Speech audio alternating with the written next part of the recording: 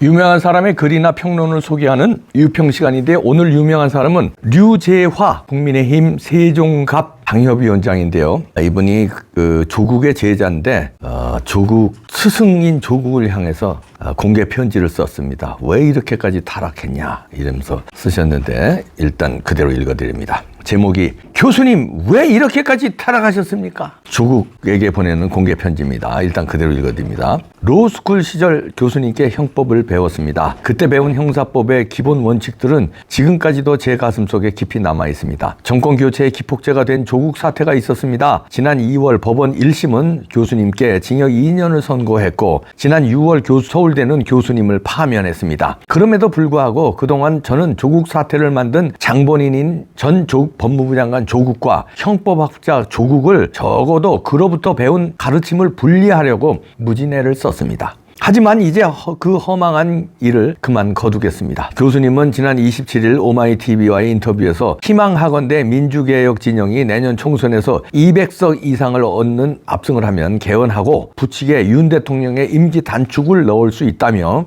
예를 들어 내년 12월에 대선을 하는 걸로 헌법에 넣으면 대선을 내년 12월에 할 수도 있다고 하셨다지요. 대통령의 불법이 확인돼야 하는 탄핵이 어려운 상황에서 헌법재판소를 거치지 않고 매우 합법적인 방식으로 임기를 줄이는 방안이라고 친절히 설명까지 덧붙이셨다고 들었습니다. 형법학자 조국 교수는 왜 이렇게까지 타락한 것입니까? 5년 단임제를 정하고 있는 헌법 제70조를 4년 중임제로 바꾸면서 현직 대통령의 임기를 단축하는 부칙을 만들면 사실상 탄핵 효과를 낼 수 있다는 법 기술자적인 발상은 어디에서 나온 겁니까? 걸핏하면 탄핵 소추권을 남용하는 다수당의 행포에도 모자라 이제는 대통령의 임기와 탄핵 절차를 규정하고 있는 헌법을 농락해 꼼수 탄핵까지 하자는 겁니까? 그런 위헌적이고 초헌법적인 발상은 어디에서 나온 겁니까? 게다가 헌법 제128조 제2항은 대통령의 중임 변경을 위한 헌법 개정은 그 헌법 개정 제안 당시의 대통령에 대하여는 효력이 없다고 명문으로 규정하고 있는데 중임 변경을 위한 헌법 개정을 하면서 현직 대통령에게 임기 단축이라는 효력을 미치게 할 합법적 근거는 어디에 있습니까? 현직 대통령에게 유리한지 불리한지에 따라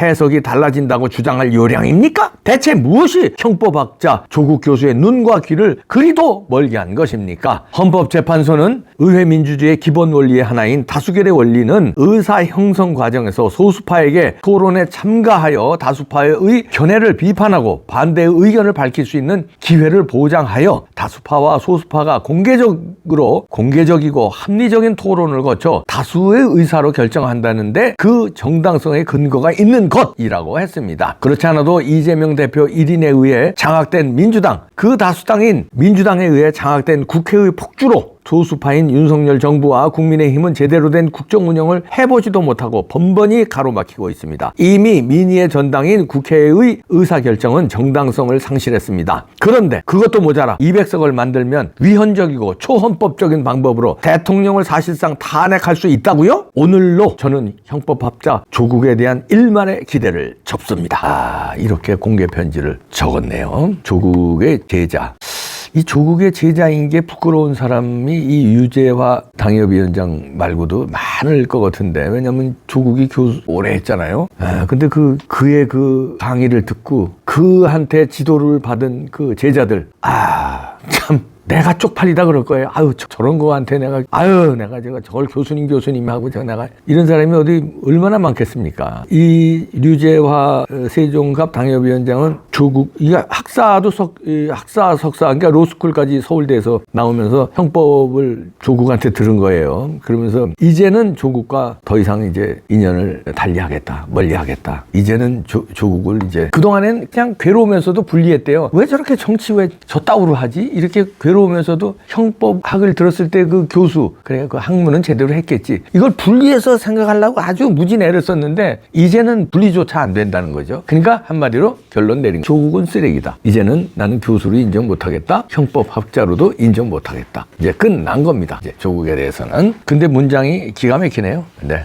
이런 분들이 또 요즘엔 서울법대를 굉장히 그 폄하하는 분들이 많은데요. 왜냐하면 조국 때문에. 근데 이런 유재하 위원장 비대위원장 같은 분도 있고 대부분 서울 법대 나온 사람들 똑똑하고 또 한동훈 장관 같은 분, 한동훈 비대위원장 같은 분도 있고 윤석열 대통령 같은 분도 있습니다. 근데 이 조국 때문에 미꾸라지 한 마리가 완전히 흙탕물을 만들어 놔가지고 서울 법대의 명예를 실추시켰는데 류재화 위원장이 이걸 단절하네요. 서울법대는 살아있네요. 그럼요. 훌륭한 분들 많죠. 박찬종 변호사님도 계시고. 서울법대 다시 명예를 회복하려면요. 이런 분이 많이 나와야 돼요. 유재하 같은 분이. 조국에 대해서 신랄하게 비판해야 됩니다. 동문에서 제해야 됩니다. 당신은 서울법대 동문이 아니다. 그런 동문이다. 벌써 이미 그 앙케이트 조사에서 1위 했고 파면한다. 동문에서. 학교에서는 파면당했지만 동문에서도 이제 파면당하게 생겼어요. 굿바이.